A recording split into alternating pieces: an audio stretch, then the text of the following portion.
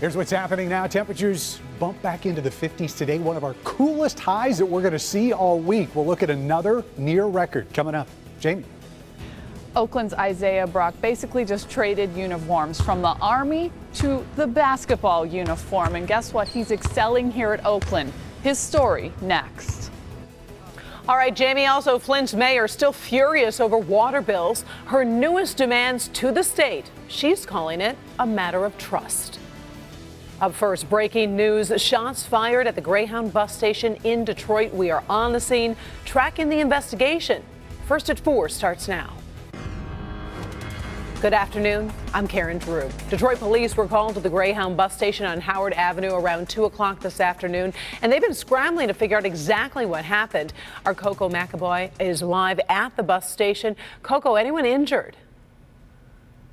Karen, no one was injured in the shooting, but police have been out here trying to put together the pieces, and we're told that this was a shootout between 3 vehicles. The shooting happened just after 2 o'clock this afternoon at the Greyhound station on Howard and 6th Street. But according to a witness, Arthur Totten, the problems between 2 men started on the bus from Georgia to Detroit. And one says to the other one, just wait till we get there. I'm going to show you what I'm going to do to you. And the other guy said, well, I got a crew too. I'm calling mine. So they both made phone calls. And Totten says once they got off the bus, that's when the shooting happened. Now, police were not able to find any shooting victims here on scene. And they also say that all 3 vehicles fled in different directions. And coming up at 5 o'clock, you'll hear more from witnesses. Reporting live, I'm Coco McAvoy, Local 4, back to you. All right, thank you, Coco. Also, first at 4, a Detroit man is in custody this hour after a standoff with police. After hours of negotiations, dozens of tear gas bombs, and shots fired at officers, the barricaded gunman surrendered on the city's east side. Police tell us the 39-year-old man barricaded himself inside his home after pulling a gun on his neighbor. The neighbor called police, believing the man was dangerous. Meantime, the suspect's aunt says she believes her nephew is mentally ill. He's not a bad person, sweet as he can be.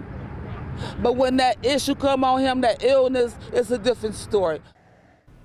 The suspect ultimately turned himself over to police around 8 o'clock this morning. Police said they found more guns inside the home and echoed the aunt's belief that the man suffered from mental illness. Flint Mayor Karen Weaver is criticizing the state for deciding to end water bill credits for Flint residents. The state recently decided to end water bill credits at the end of February. The state made the move because Flint's water has met federal standards, although household filters are still needed. Mayor Weaver says residents deserve credits until the water is clean without filters, and until then, it's hard to trust anyone involved. We asked, what does good water mean? Because we wanted more than just what the federal standards are requiring. We know we meet those when they test the water. We wanted more. We wanted tap drinkable without a filter. And when that was said, I said, ooh, I like that. I like that phrase. I'm going to start using it. Tap drinkable without a filter. So this is a trust issue. Mayor Weaver says she believes the state water credits should extend at least until June, as residents still feel uneasy about drinking the city's water. More than 24 parents and community members gathered outside Osborne High School today to speak out against the state reform office. The press conference comes as parents believe the governor's office is setting up their children's schools to fail. Today, they demanded to be included in all conversations related to their children's education so they can help the state make the right decisions for their schools. Well, in today's first forecast, this February warm-up does definitely feel great. Ben Bailey is here, and how long are we going to keep this going, Ben? It's not going to come to an end anytime soon, Karen, and I'll tell you, any other February, these kind of numbers would be the headline, but this is kind of a pause from that record-breaking weekend we had with temperatures that were in the mid and even upper 60s, getting near 70 degrees at times over the weekend. A little bit of a light wind out there, but we've taken the wind chill graphic and set it on vacation. We're not going to need that for any time soon. 30s are going to return briefly tonight. We're talking an hour or two, and then we'll start rising again to as we get into Tuesday afternoon. But by Wednesday, could be seeing another record high. Friday, though, get this, thunderstorms, and some of those could be strong. We'll talk about this in a very un-February-like 7-day forecast coming up. Karen? All right, thank you, Ben. President Donald Trump is making news at this hour with the selection of a new national security advisor. Devin Scillian is following the latest developments in the newsroom. Devin. Well, Karen, just this past hour or so, President Trump has named General H.R. McMaster to replace Michael Flynn as our national security advisor. The president made that announcement at Mar-a-Lago in Palm Beach just a short while ago. General McMaster is right there to the left of the president. President calling his choice a, quote, a man of tremendous talent and tremendous experience. Most of those around the Pentagon would agree with that. He will replace Michael Flynn, who was removed, asked to resign, of course, a week ago today. President Trump also expected to issue new orders on immigration this week, and that would include updated travel restrictions on 7 mainly Muslim nations. The White House hoping to tailor those restrictions this time to avoid the legal issues that led to court rulings that came down against the previous ban. President also held some strategy sessions this weekend on how to repeal and replace the Affordable Care Act. President should be returning to the White House sometime right about now. He said he would be leaving Palm Beach right after naming the new national security advisor, so on his way back to the White House. More on this latest appointment during Local 4 News at 5. Karen, back to you. All right. Thank you, Devin. We are also following news making headlines all around the world on this Monday afternoon. Defense Secretary Jim Mattis is doing some hand-holding in Iraq. He's saying the United States does not intend to seize Iraqi oil, an idea proposed by President Trump that has rattled Iraq's leaders. Trump's comments on seizing oil and his immigration ban have both complicated relations between the two countries. Mattis is making an unannounced visit to Iraq, hoping to speed up the campaign against ISIS in Iraq and Syria. The National Weather Service has confirmed 2 tornadoes touched down during an outbreak of severe thunderstorms overnight in San Antonio. More than 80 homes are severely damaged in 2 communities. 5 minor injuries were reported. In Northern California, 2 storms with heavy rains swept across an already rain-soaked region, bringing as much as 10 inches of rain to some areas.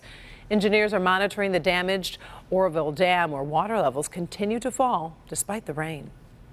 Here at home, from war hero to college basketball star, you are about to meet a young man with an incredible story.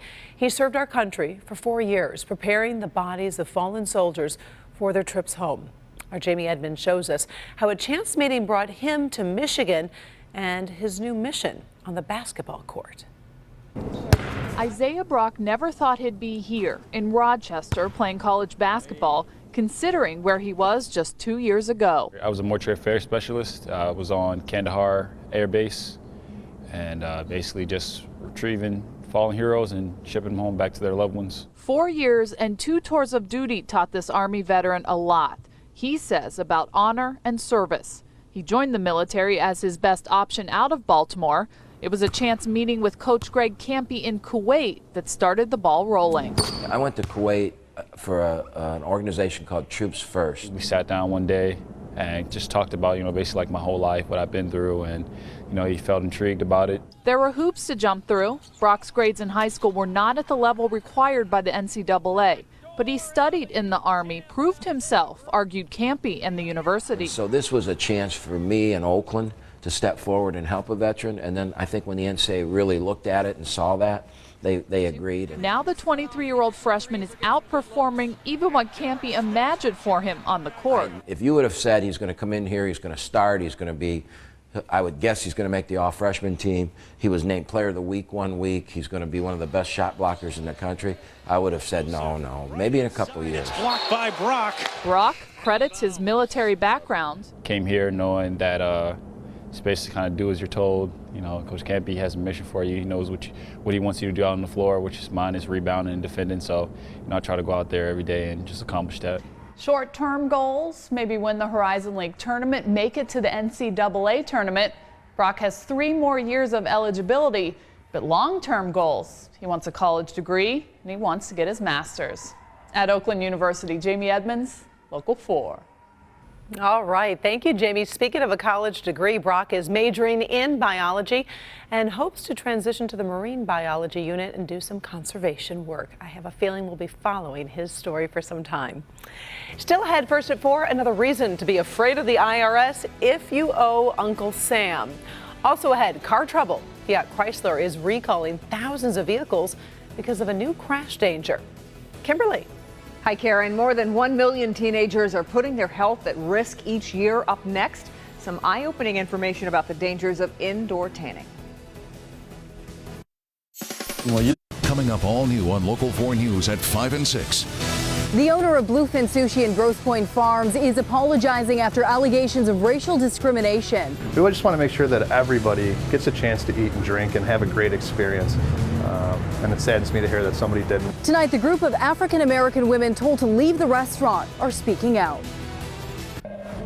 In good health with spring break and spring dance is fast approaching, many young people turn to tanning booths, and Kimberly Gill is here with a warning about that decision because it can be very dangerous. Yeah, it's a big deal, Karen. Indoor tanning dramatically increases your risk of developing skin cancer, yet according to the FDA, more than 1 million teens each year tan indoors. We know that the longer you tan, the more hours you're under the lamp, the more sessions you go to, and the number of years that you do that, those all individually serve as risk factors for the melanoma. Melanoma is the deadliest form of skin cancer. It's responsible for more than 9,000 deaths in the U.S. each year. Dr. Thomas Knackstead of the Cleveland Clinic says the younger you start tanning, the higher your risk of developing melanoma. A recent study found banning indoor tanning for people under the age of 18 could prevent more than 60,000 cases of melanoma and prevent more than 6,000 deaths each year. Other research suggests just one visit to a tanning bed increases your risk of developing melanoma by up to 79%. The doctor says most people underestimate the risk and others mistakenly believe only the fair-skinned need to worry. Any type of skin can develop melanoma. Certainly the darker one's skin type is, the more protective the pigment is for any sort of sun damage. But that being said, we see melanoma in very fair-skinned people. We also see it in very dark-skinned people. Well, this study focused on reducing indoor tanning among teens, but it's important to note that experts stress indoor tanning is not safe at any age. So big deal there, big numbers, just be aware of it. Yeah. All right. Thanks, Kim. Karen.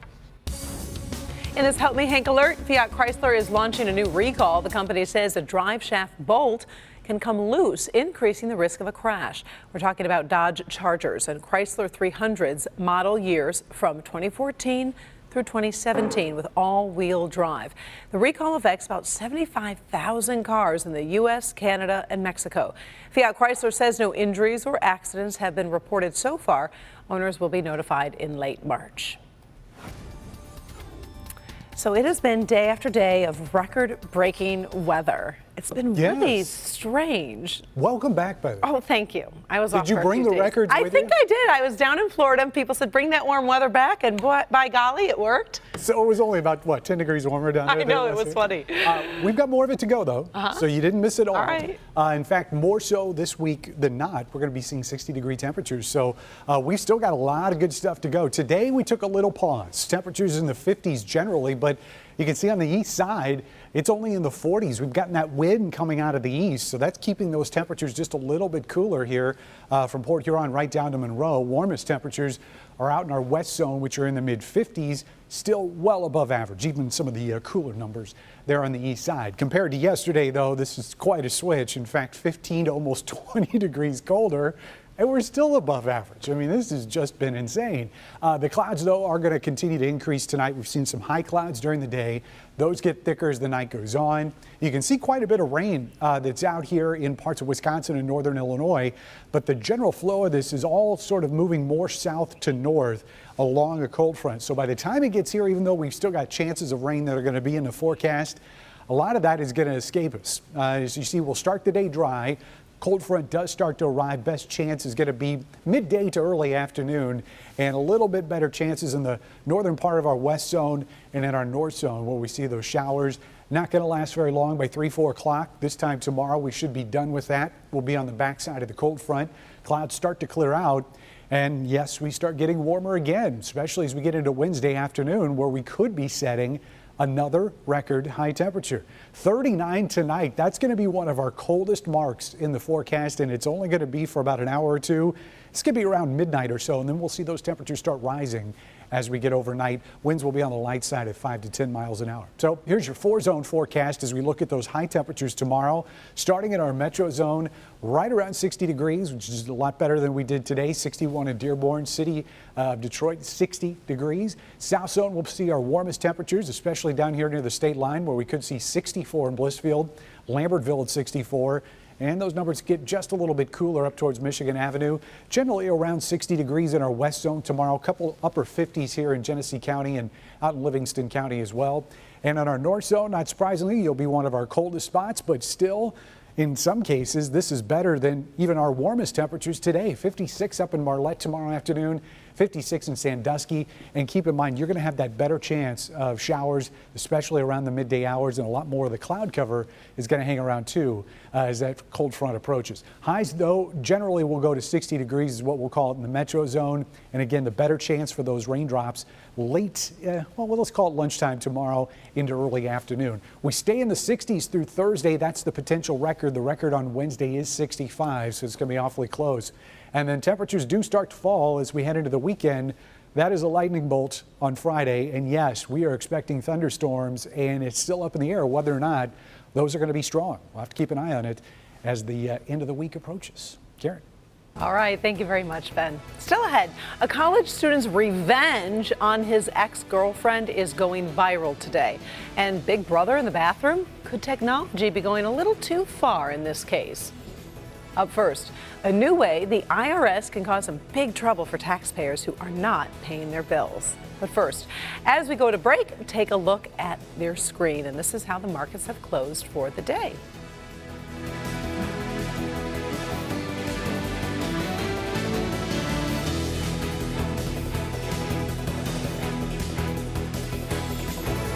This year, Chevy. Welcome back to First at 4. I want to remind you the markets were not open today. It's President's Day. A little bit of mistake right before we went to the break. Okay, there is a new reason to be afraid of the IRS. Thanks to a law passed in 2015, if you owe a big tax bill, you could actually lose your passport. The law allows the IRS to tell the State Department about your debt, and then your passport might not be renewed or it could be revoked. By the way, a serious tax bill is described as $50,000 or more, so hopefully you don't have to worry about that. But be warned if that's your situation. In our top trending stories today, a lot of people are talking about the Powerball lottery. The jackpot has climbed to $403 million. That's for Wednesday night's drawing. If you take the lump sum, you would win $244 million before taxes. I got the fever this weekend.